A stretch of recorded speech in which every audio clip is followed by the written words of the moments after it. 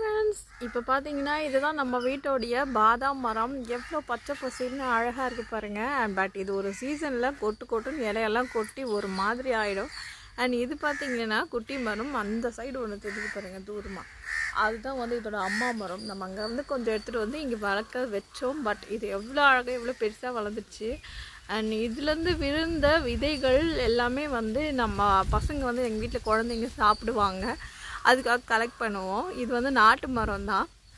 இதோட விதைகள் பார்த்திங்கன்னா கொஞ்சம் குட்டி குட்டியாக மெல்லிஸாக தான் இருக்கும். ரொம்ப நம்ம கடையில் வாங்குற மாதிரிலாம் இருக்காது. அது இன்னொரு பாதாம் மரமும் அதை இருக்குது பாருங்கள். பட் இது நிழலுக்காக தான் நாங்கள் வச்சோம். அண்ட் இதோட விதைகளை நான் இப்போ உங்களுக்கு காட்டுறேன். இங்கே பார்த்தீங்கன்னா இதோட விதைகள் இது எல்லாமே வந்து பாதாம் கொட்டை அப்படின்னு சொல்லுவோம் இல்லையா. நிறைய இடத்துல பார்த்திங்கன்னா இது கிடைக்கும். இது வந்து நார்மலாக ரோட்டு சைடில் இருக்கிற மரங்கள்லாம் விழுந்து கீழே கிடக்கும், பார்த்துருப்பீங்க. அண்ட் இதை வச்சு நம்ம என்ன பண்ணுறது அப்படின்னு நிறைய பேர் யோசிப்பீங்க. இதில் வந்து ஒரு அற்புதமான சத்து இருக்குது. நம்ம குழந்தைங்களுக்கு உடல் ஆரோக்கியத்தை கொடுக்கும். அண்ட் ஹை லெவல் ஃபைபரும் கூட. நம்ம மோஸ்ட்லி கடையில் தான் வாங்கி சாப்பிடுவோம். இந்த மாதிரி இயற்கையான உணவுகளை நம்ம சாப்பிட்றதே இல்லை.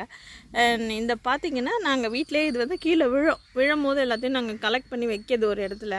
அப்படி விழுந்த இடத்துல பார்த்திங்கன்னா அது பழம். இது வந்து ரொம்ப காஞ்ச நிலையில் இருக்குது. இதை இப்போ நம்ம உடச்சோன்னா இதுக்குள்ளே நமக்கு அந்த பருப்பு கிடைக்கும். நம்ம அதை சாப்பிடலாம். அண்ட் இந்த மாதிரி நாங்கள் சேர்த்து வச்சுட்டு கொஞ்சம் நாளாக யூஸ் பண்ணலை, அப்படியே ஓரமாக வச்சதில். இப்போ மழை பெஞ்சதுக்கு அதுக்கும் எல்லா விதைகளையும் முளைப்பு வந்துடுச்சு. இங்கே பாருங்கள், நாங்கள் எதுவுமே எடுக்கலை, அதுவாக வந்திருக்கு. ஒன்று ஒன்றா வந்து இப்போ தான் கிளம்புறாங்க. இவ்வளோ மரத்தை வச்சு நாங்கள் என்ன பண்ணுறதுன்னு தெரியலை. இது வந்து அதோட குட்டி. இது பார்த்திங்கன்னா நல்லா பழுத்து இருக்குது.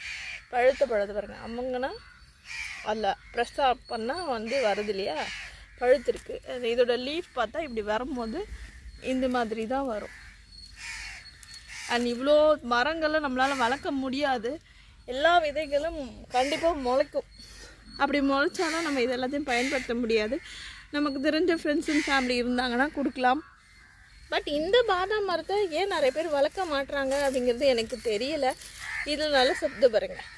கொட்டையிலேருந்து இப்போ தான் கிளம்புது, தெரியுதா? அதோட கொட்டை, அதோட உள் வடிவம் இப்படி தான் இருக்கும். இப்போ இது எல்லாமே மொத்தல் விதைகள் கிளம்புது, மரமாக ஆகும். இதை வந்து நம்ம யாராவது ஃப்ரெண்ட்ஸுக்கு தான் கொடுக்கணும்.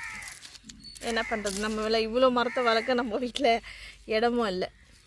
இதுதான் இதை பாருங்கள், அந்த கொட்டை இருக்கா, அதுலேருந்து வந்திருக்கு. உங்களுக்கு தெரியுதா? கண்டிப்பாக தெரியும். ஓகே, இந்த மாதிரி உங்கள் வீட்லேயும் வளர்க்க இடம் இல்லாமல் நிறைய மரங்கள் வளர்ந்துருக்கு அப்படின்னா நீங்களும் கமெண்ட் பண்ணுங்கள். தேங்க்ஸ் ஃபார் வாட்சிங்.